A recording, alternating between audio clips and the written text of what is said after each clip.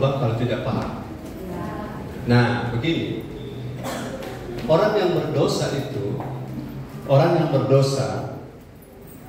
itu seperti orang yang tercelup atau terjerembab di dalam tampungan tinja WC.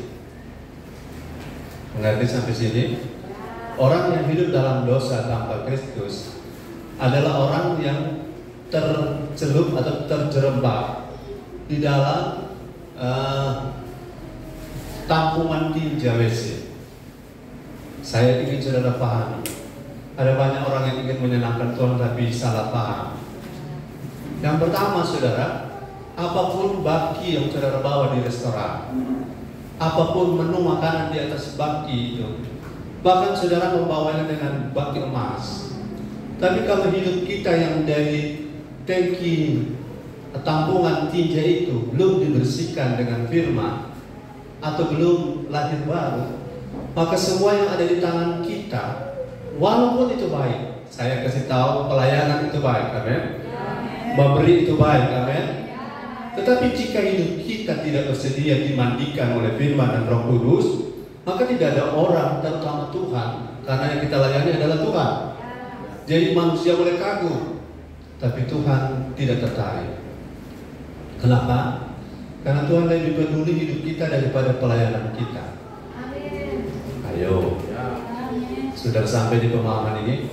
Tuhan lebih peduli hidup kita daripada pelayanan kita. Artinya hidup dan pelayanan sama-sama baik, penting. Tapi kita tidak bisa membangun paradigma bahwa semua yang kita buat pasti menyenangkan Tuhan. Belum tentu. Karena Tuhan disenangkan lewat bukan bawaan barang kita, tapi siapa kita yang bawa. Amin. Begitu dengan hidup saudara sebagai berjemaat kita semua. Saya ingin saudara baca dalam 1 Petrus 2 ayat 4, atau mari kita lihat ayat-ayat ini sambil berdiri. 1 Petrus pasal 2 ayat 4. Saya rindu saudara, ada sesuatu terjadi di gereja kita, terutama dalam konteks mengenali posisi kita. Oke, ayat 4. Di ayat sebelumnya ayat berapa? 3, 2, coba. Reva, orang dua berlomba, aku cepat. Sebelum kita bilang soal keluar ayat, nggak bisa kan? Sebelumnya ayat 2, ayat 1.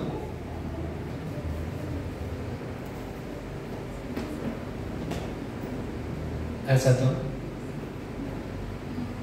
Dia mau keluar.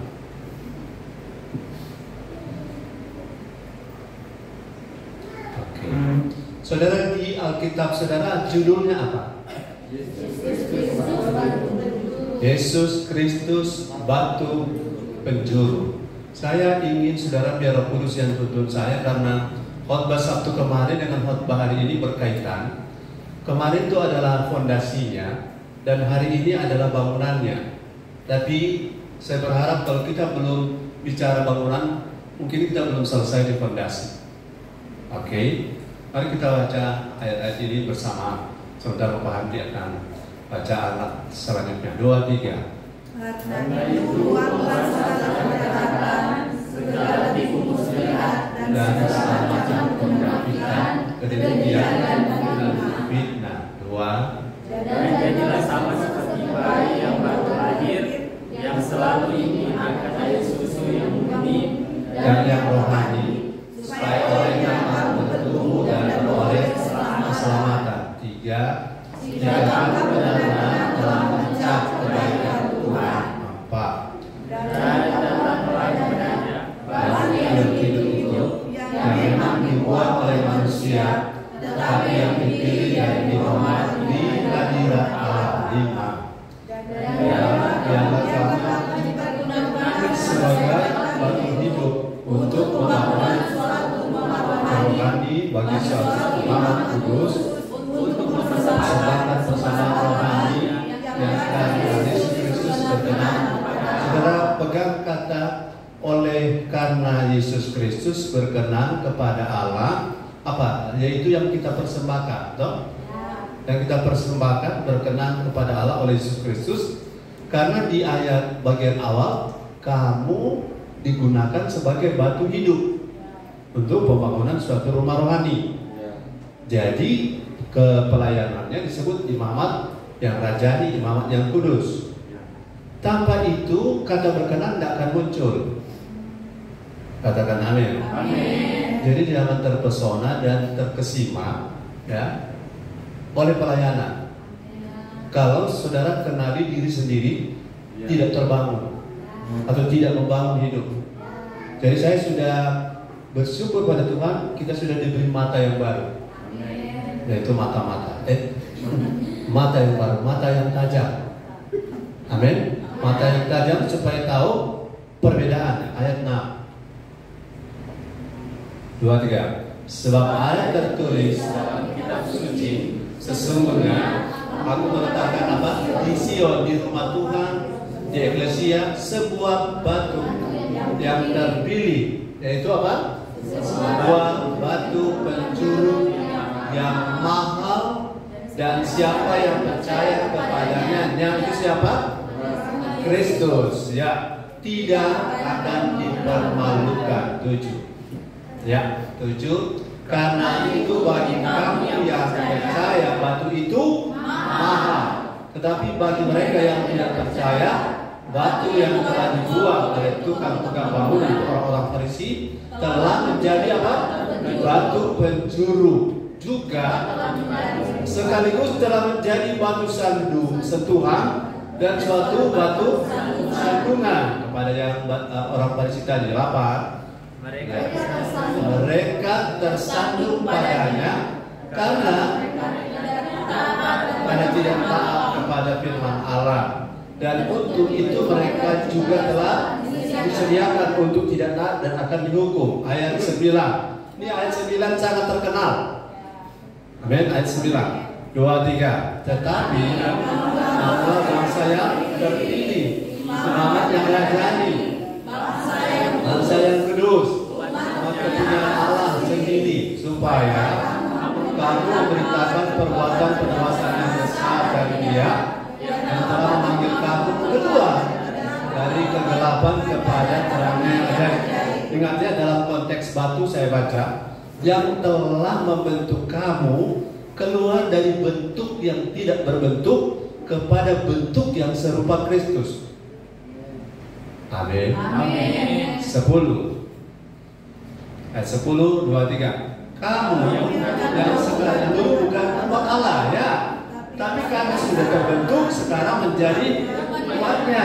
Yang dahulu tidak dikasihani karena tidak berbentuk, tetapi yang sekarang telah dibentuk oleh belas kasihan. Ayat 11, ada 11? Ada. Sudah, nanti sebentar. Puji Tuhan, haleluya. Satu hal yang saudara sadari, bahwa 3 hal penting, maksud saya, kita dibangun itu seperti 3 hal. Yang pertama adalah tubuh manusia. Yang kedua adalah tumbuhan atau tanaman. Dan yang ketiga adalah bangunan. Tubuh, tanaman, tumbuhan, dan bangunan. Kalau bicara tentang benih, maka kita bicara tentang manusia, DNA, dan tumbuhan. Kalau bangunan tidak ada benih. Kalau kita bicara rapi tersusun, itu terarah kepada ketiganya. Tetapi yang paling dekat adalah bangunan, rapi tersusun. Nah, kalau kita bicara batu, maka itu bukan bicara tubuh, betul? Kalau kita bicara batu, kita tidak bicara tumbuhan. Tapi kalau kita bicara batu, kita bicara bangunan. Saudara, kalau kebawa ke konteks bait Tuhan, rumah Tuhan, secara personal, pribadi kita adalah bait Allah, bait Roh Kudus. Amin. Tetapi secara korporat, secara bersama, kita adalah bait Allah secara korporat, dan kita seperti batu-batu yang tersusun. Karena setiap kita adalah batu. Saudara mau lihat ayatnya bahwa Yesus adalah batu, kita juga adalah batu. Oh, lihat ayatnya di ayat tadi berapa? Yesus adalah batu. Ayat berapa? 4. Coba 4 dan 5. Silakan lihat, saudara. Sadari hal ini bahwa ayat 4 dulu, Kristus adalah batu. Dalam konteks apa? Halo, dalam konteks bangunan. Kalau dalam konteks tubuh, Yesus adalah kepala. Oke? Supaya jangan dicampur-campur. Sekarang kita bicara konteks bangunan. Dalam konteks bangunan, Kristus adalah batu. Ya. Siapa? Ayat 4, silakan. Firman Tuhan, dan datanglah kepadanya batu yang hidup itu. Batu yang hidup itu. Siapa batu yang hidup? Kristus. Ya, lanjut. Yang memang dibuang oleh manusia. Dibuang oleh manusia, ditolak oleh kaum orang Israel. Tetapi yang dipilih dan dihormat di hadirat Allah. Justru dia batu yang Tuhan pilih. Dipilih oleh Allah dan sekarang dihormati di hadirat Allah. Haleluya. Haleluya. Ayat 5. Nah, sekarang tadi batu adalah Yesus. Sekarang siapa kita?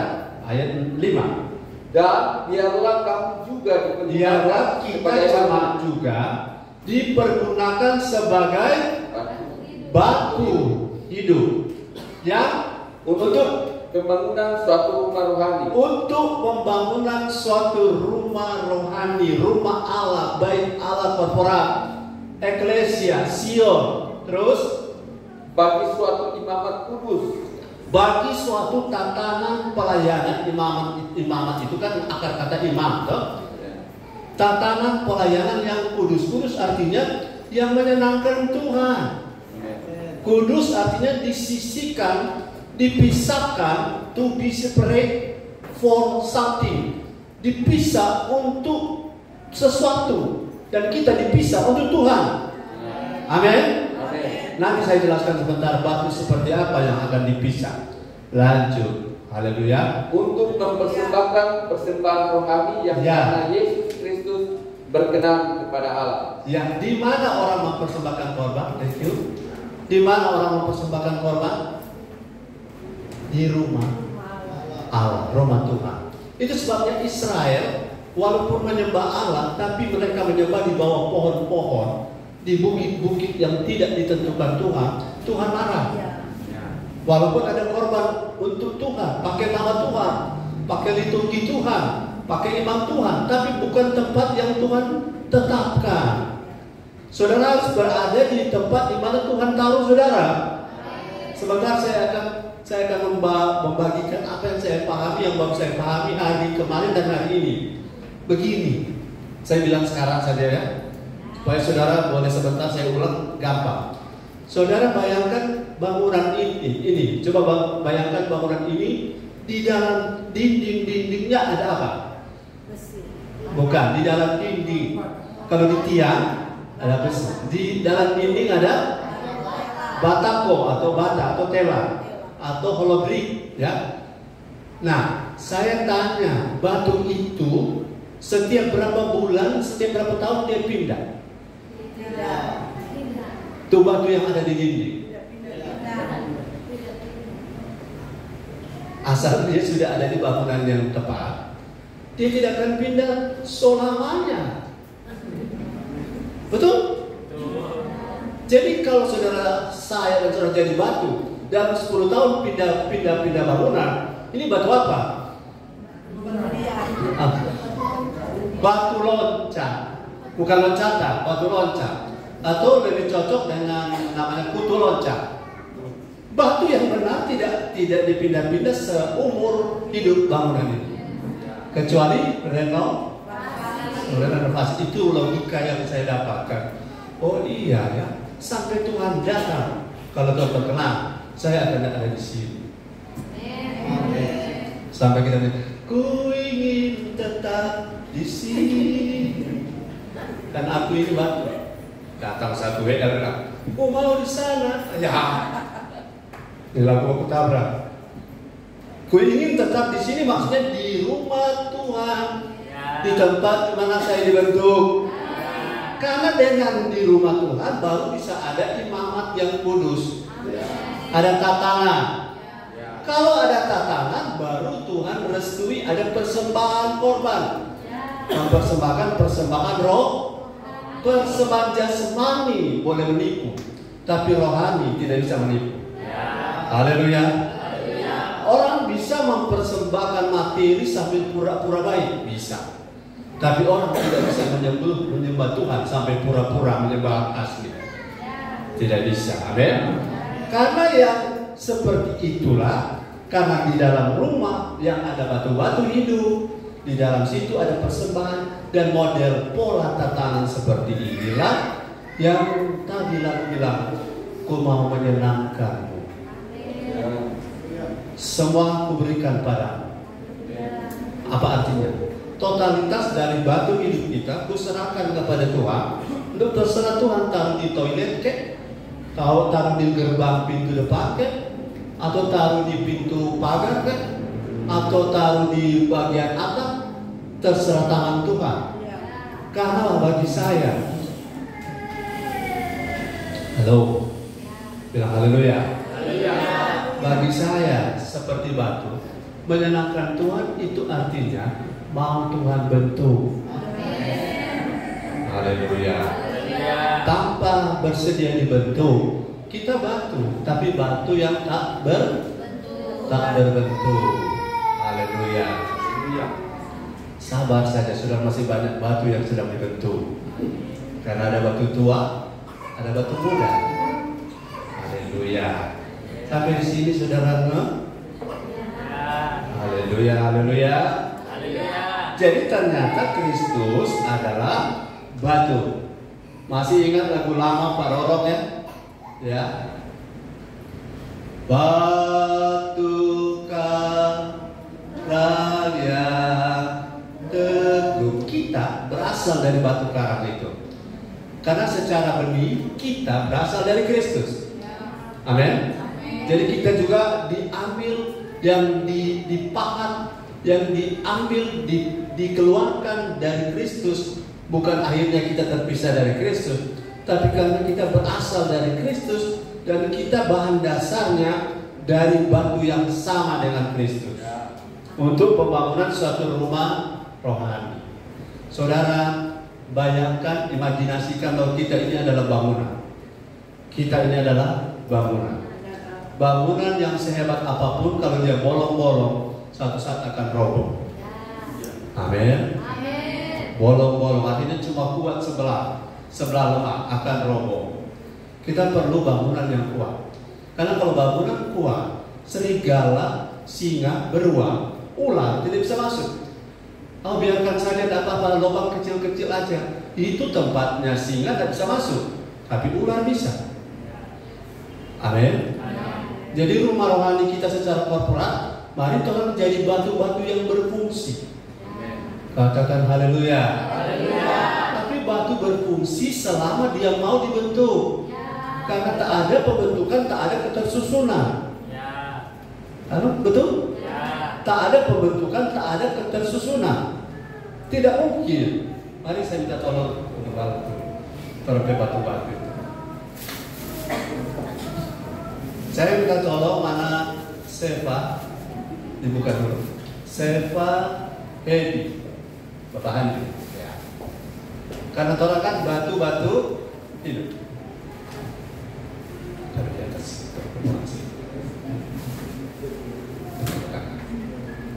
Ya. Hari kita akan lihat contoh batu hidup. Saya pilih mereka karena rata-rata ini mereka bulat-bulat.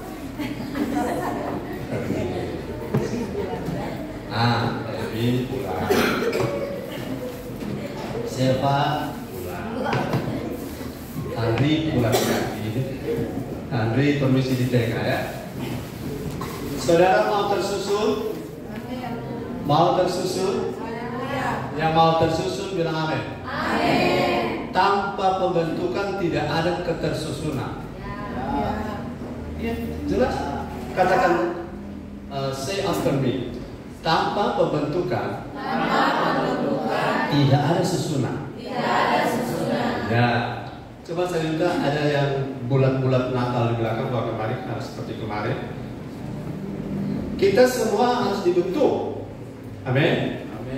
Tidak ada yang bisa tersusun tanpa dibentuk. Mau disusun, mau, tapi mau dibentuk, tidak mau. Nah, repot itu. Mau disusun, mau dipakai Tuhan, mau dibentuk, nggak mau. Itu masalah. Sudah tangkap ini poinnya?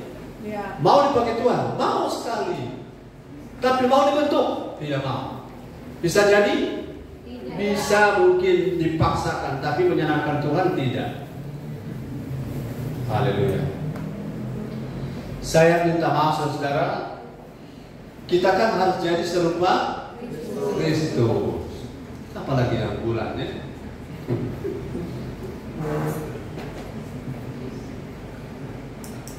Oh, ada yang gagal. Bapak Yermi.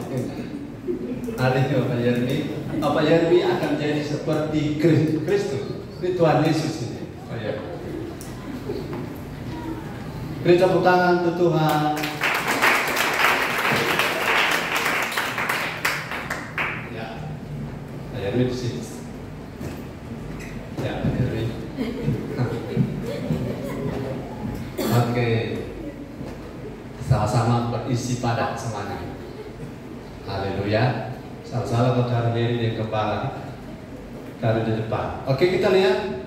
Saya ingin saudara pahami. Lihat, coba sikap sempurna karena mantan. Sikap sempurna ada sana. Sikap sempurna.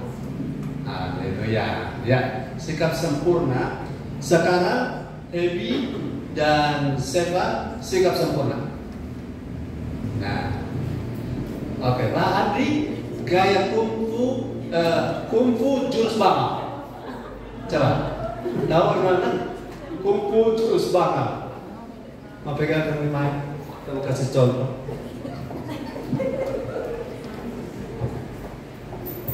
Jurus bangau gimana? Pegang ya. Nah, sudah paling boleh tahan berapa lama? Nah, dari sikap sempurna silakan. Sikap sempurna. Coba kita mau susun yang sikap sempurna. Sikap sempurna kita susun. Masih tetap tangannya dari kita. Sikap sempurna merapat susun ke sana. Bisa rapat? Bisa. Siapa? Pindah sana tuh disusun. Rapat? Bisa? Oke, ada satu lagi. Coba Yesua. Sikap sempurna. Sikap sempurna. Coba masuk di antara Seva dan Hemi. Masuk dari belakang. Nah, coba bisa. Karena sama. Cara lanjut coba tahan tetap jurus bawah. Nah, coba rapat di antara Yosua dan Lewi. Boleh baca? Maksudnya boleh baca. Dari belakang. Orang boleh kalau orang boleh rapat. Ya, bapak paksa masuk di antara Lewi dan Yosua. Oke. Oh, tangan. Masuk. Tapi dengan gaya yang tetap sama. Gaya tetap sama rata, tapi masuk gaya sama. Sama-sama rata masuk. Nah, dengan tetap gaya bangau. Ada cara. Ya, so. Kalau saudara pakai rapi tersusun, ini rapi tersusun tidak? Tidak. Rapi tersusun? Tidak. Bagaimana supaya rapi tersusun? Siapa yang harus menyesuaikan? Oke, kaki maju ke depan dengan kaki terangkat, dua-dua boleh. Nah, Bapak Yermi sebagai figur Kristus, mari datang bentuk. Kaki dulu pertama kaki dulu diberanikan. Nah, luruskan. Salib pula ini. Ya, tadi kepala lurus ya. Oke. Sekarang kalau sudah sama begini, mereka berlima bisa sama? Bisa. Coba masuk di belakang. Bisa? Oke. Ya, berapa? Bisa? Bisa tersusun rapi satu dengan yang lain. Tapi coba masing-masing semua dengan gaya kental, semua 5-5. Gaya masing-masing. Coba foto.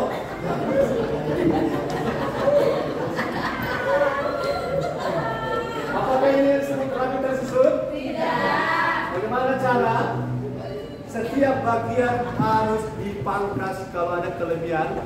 Kalau ada yang tidak sesuai ukuran. Mari kita baca Wahyu 11 ayat 1. Terima kasih. Batu-batu hidup. Wahyu 11 ayat 1. Tuhan sedang ada di gereja dan sedang memberi atau membawa ukuran. Saudara siap-siap karena setelah Tuhan takar, Tuhan ukur, Tuhan tera. Saudara siap-siap karena waktu Tuhan proses, Tuhan bentuk, Tuhan akan siap-siap promosi. Ada istilahnya tadi beberapa kali, no process, no progress, no promotion, dan terakhir no possess. Tahu possess? Tak ada kepemilikan apa-apa kalau no process. No process, no progress, no promotion, no possess. Haleluya. Wahyu 11 ayat 1. Firman Tuhan, Wahyu 11 ayat yang pertama. Ya. Kemudian diberikanlah kepadaku sebatang bulu, Tuhan sedang bawa alat ukur atau kanon. seperti tongkat pengukur rupanya, Ya, itu. dengan kata-kata yang berikut. Haleluya. Bangunlah dan ukurlah bait suci Allah dan mezbah dan mereka yang beribadah di dalamnya. Ya, saya sedang tekan kepada mereka yang beribadah di dalamnya. Terima kasih. Karena kita yang beribadah di dalamnya dalam konteks bait Allah secara korporatif, kita semua adalah batu-batu hidup. Katakan amin. Amin. Batu-batu hidup yang tersusun satu dengan yang lain. Sebentar saya bicara, saya tidak sedang memberi poin-poin ini ya. Saya sedang menjelaskan secara konsep yang agak acak. Nah, saudara boleh bebas mengikuti saya. Saya bebas acak ya. Haleluya. Jadi saudara terbiasa mencatat nomor berapa ini kan? Terus bikin nomor sendiri. Haleluya. Karena saya percaya daya tangkap saudara sudah tajam. Jadi ketika Tuhan datang ke baitnya, dia bangun, dia ukur ada 3. Bait suci Allah yaitu sistem, ya. Kemudian mezbahnya adalah korban persembahan yang dinaikkan di dalam bait Allah. Dan yang ketiga, oknum-oknum orangnya di dalam. Jadi orang bilang yang penting hati. No, itu salah. Karena Tuhan mau melihat seluruhnya, amin. Bukan yang penting hati. Hati itu yang pertama. Tapi seluruh akibat dari suasana hati ada di karakter, amin. Ada di kelakuan, haleluya. Yang penting hati kita cinta Tuhan, tapi ibadah-ibadah enggak, itu kan tidak sesuai. Jadi saya ingin tegaskan bahwa Tuhan sedang mengukur, katakan mengukur. Haleluya. Tuhan sedang apa? Mengukur bait suci, mengukur praise and worship saudara, korban persembahan saudara. Apa yang saudara berikan, yang saudara relakan untuk dibakar sebagai persembahan yang menyenangkan Tuhan sedang diukur oleh Tuhan. Amen. Dan ukuran itu akurat. Katakan akurat. Akurat dalam arti Tuhan bisa lihat motif. Katakan amin. Tuhan bisa lihat motif saya, Tuhan bisa lihat motif saudara, sehingga kita tidak bisa bersembunyi. Haleluya. Di sisi lain, saya bersyukur karena Tuhan punya kemampuan melihat itu tajam. Artinya saya tidak mau peduli kata orang, yang penting saya jaga hati saya tulus. Saya jaga hati saya bersih. Orang bilang tidak bersih itu urusan orang, kan? Tapi kalau saya tahu hati nurani saya tidak menuduh saya, maka saya pasti kedapatan di mata Tuhan berkenan. Kalau hati nurani saya menuduh saya harus perbaiki tindakan saya. Karena alat standarnya, cerminnya adalah firman dan Roh Kudus. Kalau firman dan Roh Kudus bilang salah apapun kata profesor, tetap salah profesor. Katakan amin. Jadi Tuhan ukur, dan Tuhan ukur itu kalau pakai format batu. Tuhan tanya pakai format batu, karena kan kita menjadi bangunan ya. Pertama Saudara yang baru pertama kali mendengar saya berkhotbah, boleh angkat tangan. Baru pertama kali mendengar saya berkhotbah. Sudah beberapa kali, jadi sudah tahu gaya saya. Saudara, saya rindu sekali saudara paham bahwa ini dua di kiri, dua di kanan, dan satu di tengah bisa tersusun. Bisa? Bisa. Oke, saudara lihat ini batu ya, sorry. Ini balok ini, anggaplah ini batu. Kemudian satu ini saya susun di sini. Bisa? Saya susun di kanan saudara. Bisa. Tapi apakah ini bisa saya susun di tengah? Tidak bisa. Bagaimana solusinya? Yang merah ini harus berubah menjadi seperti ini. Atau kalau tidak, yang merah ini harus tidak ada di situ. Kalau dia pindah, bisa susun? Bisa. Kalau dia ada, bisa susun? Jadi saya tidak mau jadi batu yang membuat orang lain tidak bisa tersusun dengan saya. Gara-gara saya tidak bisa apa? Bahasa Inggrisnya bilang dapat disusun. Dapat disusun. Dapat ditata. Nah, arrangeable artinya dapat di-arrange. Atau pakai bahasa Indonesia campuran, susunable.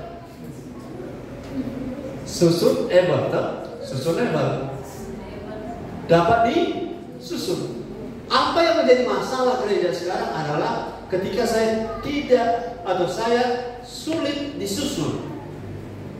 Itu akan menjadi masalah. Karena ini akan mencari tempat di mana dia diterima walaupun dia tidak bersedia disusun. Padahal untuk menyusunnya kita harus serupa dengan Kristus. Halo, serupa dengan Kristus. Balik di 1 Petrus 2 ayat 4 tadi. Di ayat berapa? 1 Petrus 2 ayat berapa? Yesus adalah batu penjuru. Haleluya, batu penjuru. Ayat berapa? Berarti 1 Petrus 2 ayatnya yang ke 7, silakan. Ada batu penjuru. Firman Tuhan, karena itu bagi kamu yang percaya ia mahal, tetapi bagi mereka yang tidak percaya, batu yang telah dibuat oleh tukang-tukang bangunan telah menjadi batu penjuru, juga telah menjadi batu sentuhan dan suatu batu sandungan. Ya, saya tanya, ini batu penjuru, berarti inilah masterpiece, batu contoh, ya, batu pola, batu contoh. Kita harus jadi serupa Kristus. Kalau Kristus segi 4 kubus, kita harus bulat, betul? Tidak. Kalau Kristus kubus, kita harus kubus juga. Jadi kalau seandainya kita mau dibentuk, ini Kristus, ini kita, ini orang yang tidak mau dibentuk. Bagi kita, Kristus adalah batu pola, batu penjuru, batu contoh, masterpiece. Tetapi bagi orang yang tidak mau dibentuk, batu penjuru tadi menjadi batu sandungan. Kok saya harus dibentuk? Kok saya harus dipotong? Kok saya harus dikikis? Yang kemarin dipahat, yang maksudnya dibetel, ya, dibetel. Kita harus dibetel, bukan di gereja betel. Kita harus dibetel. Itu besi besar, besi baja yang berguna untuk menghancurkan, membelah batu. Itu betel. Kebetulan betel artinya rumah Tuhan. Haleluya. Betel, bukan betel. Betel. Jadi betel itu rumah Tuhan dan betel pembuat rumah Tuhan. Harus dibentuk. Jadi kalau kita mau dibentuk, firman Kristus jadi batu penjuru, jadi batu pola. Tetapi bagi seseorang yang tidak mau dibentuk, firman Kristus menjadi batu sandungan. Nah, bagi saudara dan saya, dengan firman yang membentuk, ukur di situ. Ini jadi batu sandungan bagi saya atau menjadi batu pola. Haleluya. Atau batu yang lain yang sering akrab saudara pakai. Kristus bagi orang yang tidak mau dibentuk akan menjadi batu sandungan. Tapi Kristus bagi orang yang mau dibentuk akan menjadi batu loncatan. Itu bahasa sederhana yang dipahami banyak orang. Tidak ada yang bisa jadi serupa Kristus tanpa mau dibentuk. Haleluya. Dan saya tanya, pembentukan kalau batu dibentuk, saya tadi ada rencana mencari batu yang tidak berbentuk, tapi waktu saya tidak cukup. Ya. Batu yang tidak berbentuk. Bagaimana batu itu terbentuk? Tidak ada jalan lain selain membuka diri untuk dibentuk. Karena kita ayat keberapa di situ? Agak acak saya. Ayat berapa bahwa kita adalah batu hidup yang dipakai untuk pembangunan rumah rohani. Ayat 5. Ayat 5. Lihat saudara, nanti lama-lama saudara pulang semua jadi tukang batu semuanya. Karena cakap memahami batu. Yes, haleluya. Mari ayat 5.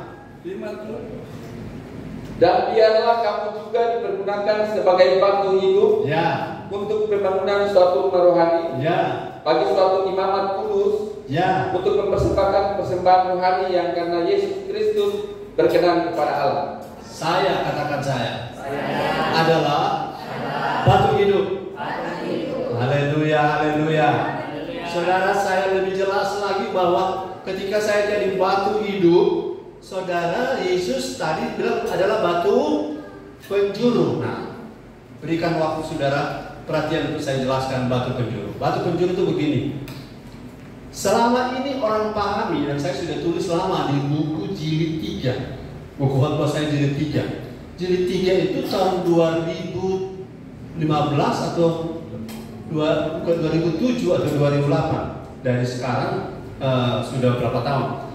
Batu penjuru bukan batu yang diikat di senar kemudian ditarik, digantung supaya dapat dia lurus.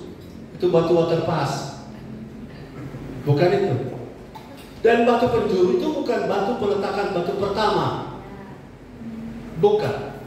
Dan batu penjuru itu ada yang mengatakan the cornerstone, batu sudut. Nah, dalam konteks pembangunan di Bait Al Salomo, semua batu dibentuk sama. Itu mau gunakan batu tadi, batu apa? Batu contoh, batu penjuru. Jadi batu penjuru dalam bahasa Ibrani, karena aslinya Yunani, di Petrus ini Yunani. Batu penjuru bahasa aslinya dengan baik, karena ini supaya saudara tahu saya tidak ngarang, ya. Bahaya kalau pendeta ngarang, amin. Ketika ditanya dari mana dasarnya, yang penting saya tahu begitu. Kata aslinya batu penjuru akrogonia ios. Akrogonia ios. Artinya batu contoh, batu masterpiece, masterstone. Dari situ semua batu yang mau jadi batu yang dibangun untuk pembangunan suatu rumah rohani, semua batu itu dibentuk harus sama seperti batu penjuru. Halo, harus apa? Sama, supaya waktu susun tidak jadi masalah. Katakan amin. Saya tanya, bulat itu baik? Ulangi, bulat itu baik? Baik, tetapi untuk susunan rumah bulat itu tidak baik. Pernah lihat batu holobrik bulat? Kita mau bikin bangunan, boleh bikin bangunan dari batu yang bulat, tapi kerja tukangnya, repotnya luar biasa. Betul? Taruh batu yang bulat, pas taruh semen pun dia mengelinding. Tapi kalau batu begini, saudara susun, pokoknya dia sama. Saya jamin kalau dia sama, setinggi apapun disusun, dia tidak akan roboh. Kalau dia sama, kecuali kemiringannya masalah, maka kemiringan itu adalah penyebabnya.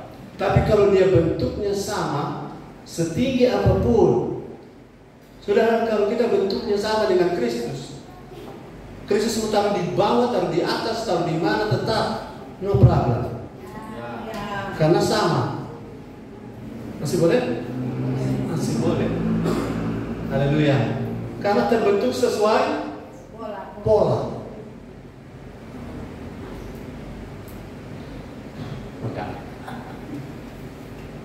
Karena sama.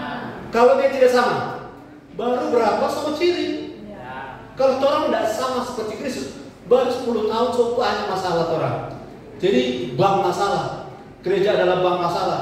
Kalau tidak serupa Kristus, nanti dia meledak satu kali setahun sekali. Kenapa?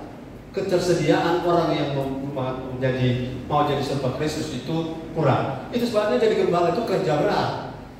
Karena membentuk diri, membentuk rumah tangga, membentuk jemaat. Kalau cuma membentuk diri gampang. Nah, haleluya. Haleluya. Kalau masih tambahkan barang begini, seandainya kita berhayal masih banyak, susun ke atas asal dia rata ini dan tidak di mimbar goncang begini, dia setinggi apapun jarang dia goyang karena dia sama berat.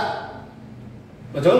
Kecuali yang paling atas ini dari besi, maka gaya tarik gravitasi akan membuat goyang karena gaya tariknya berbeda. Tapi kalau dia sama, tapi coba saudara tahu, kita mau suka sekali ada di rumah Tuhan. Mari kita keberatan mau dibentuk. Kita semua dari lahir begini, dari dulu Tuhan biasa begitu. Kok kita mau taruh di atas? Bertahan? Tidak. Apakah karena bulan itu jahat? Tidak. Tidak. Tapi bulan tidak cocok kalau tidak dibentuk seperti polanya tubuhnya Kristus. Haleluya. Ada banyak orang yang tidak percaya Yesus bahkan lebih baik dari orang Kristen, bukan? Lebih murah hati. Tapi apakah akan jadi rumah Allah? Tidak. Apakah akan masuk surga? Tidak. Karena semua yang masuk surga harus serupa Kristus. Jelas? Tanggap? Jadi apakah semua gereja sama serupa Kristus? Secara organisasi tidak. Tapi gereja yang ahli pasti sama. Haleluya. Jadi ketika kita ada di rumah Tuhan, gereja itu membentuk kita. Dan membentuknya ini supaya ketika kita tadi dengan gaya jurus bangau tadi, Pak Handi tolong maju pulang, saya yang akan membangunnya. Saya kasih contoh, silakan balik lagi.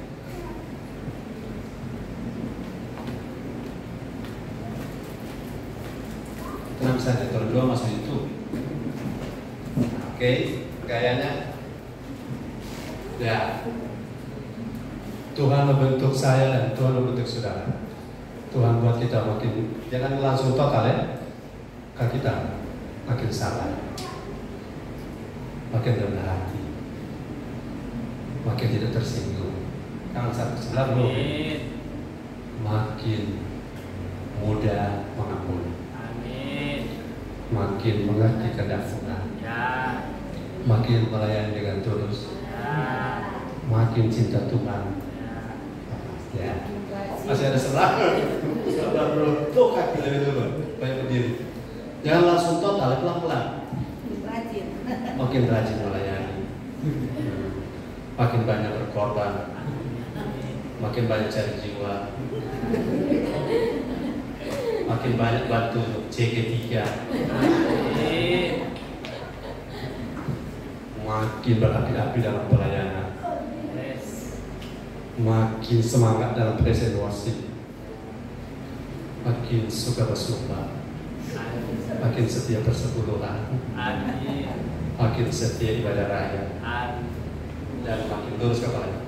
Makin serupa Kristus. Haleluya. Tapi coba ilustrasinya, angkat sebelah lagi, kaki nggak karena kaki berat. Kompak keras, nah, keras. Makin sabar, makin sabar, makin sabar. Yang lelah siapa? Dia dan kita. Amin. Karena pembentukan diperlukan kelentukan. Apa kelentukan? Bukan, kelentukan bahasa Indonesia.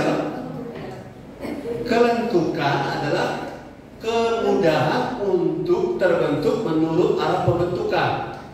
Kelentukan. Makin takut Tuhan, keras. Saudara, kalau kita membentuk ada 1.000 orang begini, yang pembentuk jadi apa? Cepat mati. Karena tenaga habis di roh dalam nama Yesus. Tapi terimalah firman dengan lemah. Di mana itu? Yakobus 1:21. Bahwa ayat Pak. Yakobus 1 ayat 21. Terimalah firman dengan lemah lembut. Nah, berarti sudah dengar firman. Terimalah firman dengan lemah lembut. Ya, makin sabar, makin berhati, makin cinta Tuhan. makin takut Tuhan, makin setia ibadah, makin rajin berdoa. Semuanya makin baik toh. Akhirnya jadi serupa Kristus. Sehingga kalau orang pasang sama-sama tidak ada saling senggol-senggol. Rapat, amin. Atau saudara-saudara sinergi, tenaga dia, energi saya sama-sama bekerja karena terbentuk. Tangkap, terima kasih. Berganti. Orang mau pakai gaya Jepang, terbentuk dalam hal saling menghormati. Kalau orang Jepang saling menghormati, jangan terdekat, waktu toki kepala. Begini kan? Dalam bagian-bagian tertentu saya masih terus dibentuk. Saudara punya bagian-bagian tertentu masih terus dibentuk. Yang saya lihat yang luar biasa apa? Saudara makin sadar bahwa datang cepat sebelum ibadah dimulai, makin diberkati. Itu kan pembentukan, amin? Kita bentuk itu 5 tahun sampai kita KO. Betul? Saya sudah kena kick baliknya dari ajaran itu. Tapi saya yakin Tuhan akan kirim sesuatu menarik sesuatu. The law of attraction, betul? The law of attraction, sesuatu yang menarik sesuatu, emas akan berkumpul dengan emas dan jerami akan berkumpul dengan jerami. Katakan amin.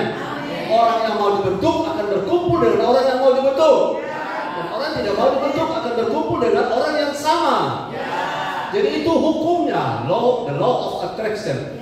Jadi setiap saudara ada di tempat yang tepat, itu potensinya akan menjadi semakin serupa Kristus. Dan tidak akan ada kendala, tidak akan ada yang namanya barikade, karena Allah turut bekerja untuk mendatangkan kebaikan bagi orang yang buka hati, bagi orang yang lembutkan hati. Karena kunci yang saya tangkap selama ini, keras hatinya saya yang membuat saya tidak bisa terbentuk. Saudara, Allah tidak pernah punya rencana jahat. Kalau kelihatan jahat hanya cara pandang kita yang belum nyampe. Tuhan punya cara itu, selalu ujungnya damai sejahtera, selalu ujungnya untuk prosperity-nya kita. Dia bentuk kita sebelum dia berkati kita, itu bijak. Ulangi, Tuhan bentuk kita sebelum dia berkati kita, itu bijak. Apakah bapak-bapak yang punya uang 10 miliar sebelum anaknya mengerti uang, dia sudah beri uangnya? Belum. Anak-anak yang mengerti uang itu pun harus diuji. Karena ada begini, satu waktu ada 4 anak. Papa yang kaya raya, dari kiri kanan peti lemari, semuanya emas, uang, bergepok-gepok di lemari. Dan sudah sekarat di bapak semua mati. Dia lihat semuanya sedih luar biasa. Tapi dia tahu ini orang-orang. Orang ini sebenarnya dalam hati, cepat coba bapak mati. Tuh, siapa yang tahu? Cuma Tuhan. Jadi ketika bapak itu, ini maksud saya, Tuhan juga tahu kita sungguh-sungguh mengasihi Tuhan atau cuma memperalat Tuhan supaya diberkati. Ulangi, kita sungguh-sungguh mengasihi Tuhan atau cuma memperalat Tuhan supaya diberkati. Tuhan tahu. Sebabnya si ilustrasi tadi saya lanjut. Tuh bapak itu karena sudah ada selang di sini di rumah mereka sendiri, tidak di rumah sakit. Dia lihat ini bapak so pucat seperti kertas putih, semua pada mau menangis. Kemudian dia mau tes mereka, saudara, bagaimana cara? Dia tidak tahu. Akhirnya bapak ini tiba-tiba mati, putus nafas. Saudara, ketika putus nafas, tuh 4 kakak beradik itu cuma 1 yang tidak. 4 kakak beradik selesai dia trompet, kotak tiup seperti hari jadi, pakai topi kompret, dan bersyukur bapaknya lah. Kalau saudara ambil itu doi-doi, mulai kumpul-kumpul, masuk orang pakai-pakai, tiba-tiba tuh bapak ini udah pulang. Karena tadi dia pura-pura mati. Orang nanti pura-pura mati baru bisa tahu. Tapi Tuhan tidak perlu pura-pura mati. Dia tahu siapa orang pemotif. Pelayan itu apa? Mau diberkati untuk apa? Dipakai Tuhan untuk apa? Tuhan tahu semuanya. Tapi kalau semua untuk Kristus, aman semuanya. Haleluya. Berkat aman, amin. Dipakai Tuhan aman, diurapi aman. Karena pola kita jelas serupa Kristus. Kristus tidak cari nama, Kristus tidak cari muka, Kristus tidak cari hebat. Karena kalau dia mau hebat, berapa gereja yang bisa berdiri? Berapa orang yang bisa dia kumpul? Tapi kalau dia mencari nama, saudara-saudara kita semua akan kehilangan faham. Karena kita orang semua akan terhilang. Yesus tidak cari nama, tidak cari kedudukan. Yang dia cari adalah perkenanan Bapa di sorga. Apa jawab Bapa mau, itu yang kita ikut. Bapa bentuk, saudara, ada ayat yang saya tidak siapkan, tapi saudara akan temukan Kristus itu hidupnya telah teruji. Haleluya. Dia ketemu setan, 3 yang ditawarkan. Dia teruji, keinginan mata, keinginan daging, keinginan keangkuhan hidup, tidak mempan kepada Yesus. Tapi Hawa dan Adam kena. Sebabnya Adam pertama gagal, Adam terakhir pemenang. Amin. Dan kita tidak ikut Adam pertama, kita ikut Adam yang terakhir. Siapa dia? Kristus. Dialah pola kita. Kalau dia menang atas roti makanan, batu jadi roti, dia menang. Atas kemuliaan dunia ditawarkan, dia menang. Atas jatuhkan diri sebagai malaikat, saudara, malaikat bisa tantang kita waktu kita jahat, tapi jangan coba itu, Pak. Haleluya.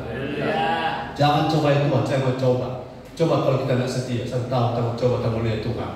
Saudara akan mati di tengah jalan. Karena jangan mencoba itu, Pak.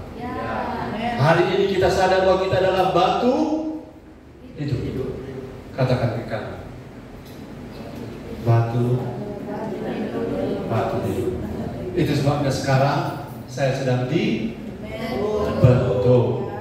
Supaya bentuknya sama. Waktu sama bisa tersusun rapi. Rumah Allah tersusun rapi. Baca ayat yang menunjukkan bahwa waktu bait Allah dibangun tidak ada bunyi martelo. 1 Raja-Raja 6 ayat 7. Oke. Baru kali ini saya khotbah tidak punya struktur.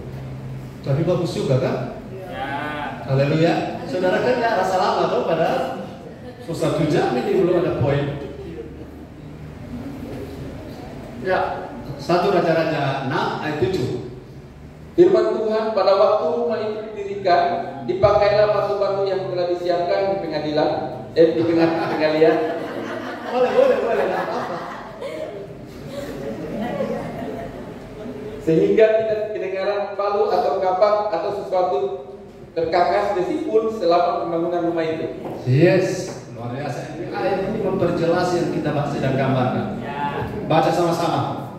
2, 3. Pada waktu rumah bait Allah itu didirikan oleh Salomo, dipakailah batu-batu yang telah disiapkan di pengadilan.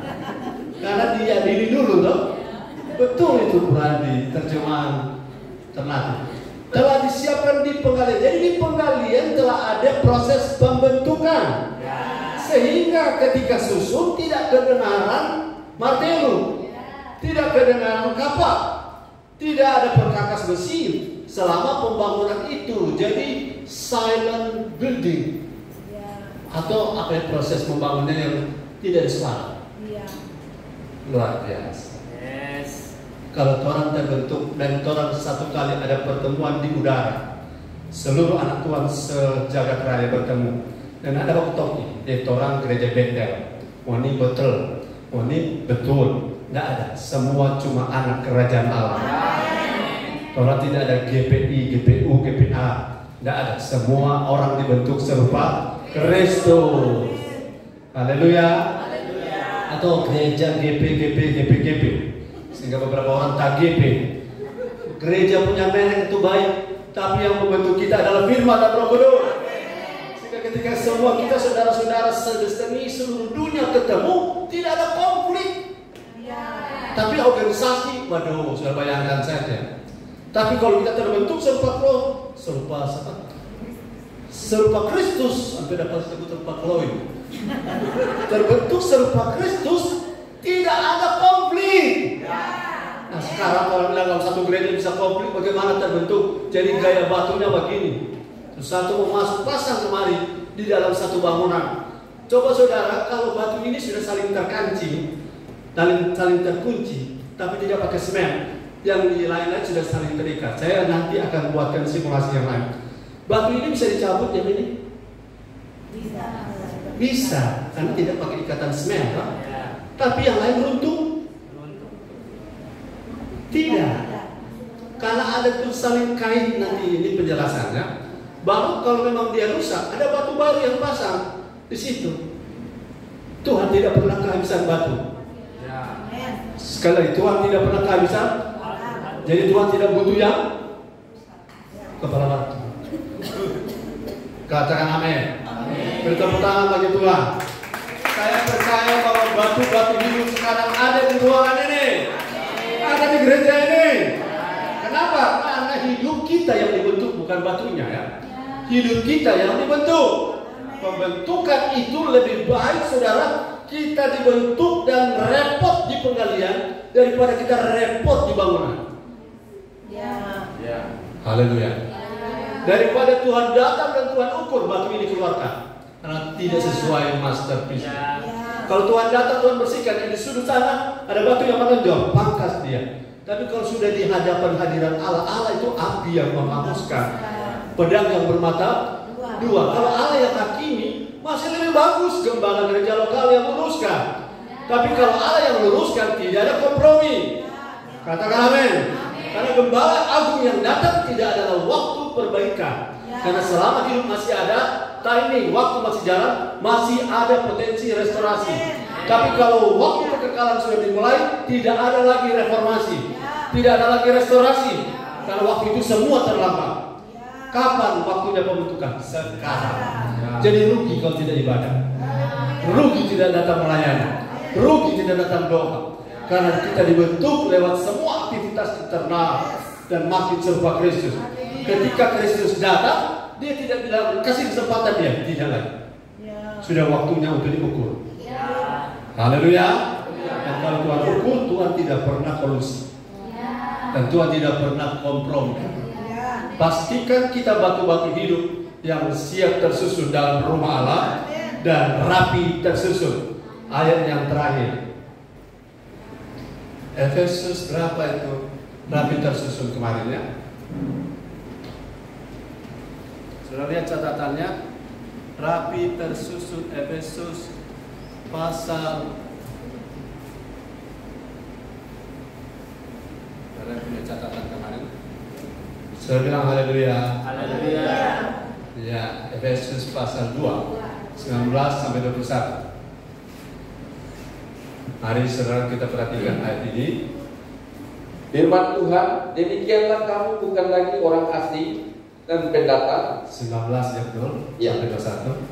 Melainkan kawan sewarga dari orang-orang kudus dan anggota-anggota keluarga Allah. 19. Berapa? Lanjut.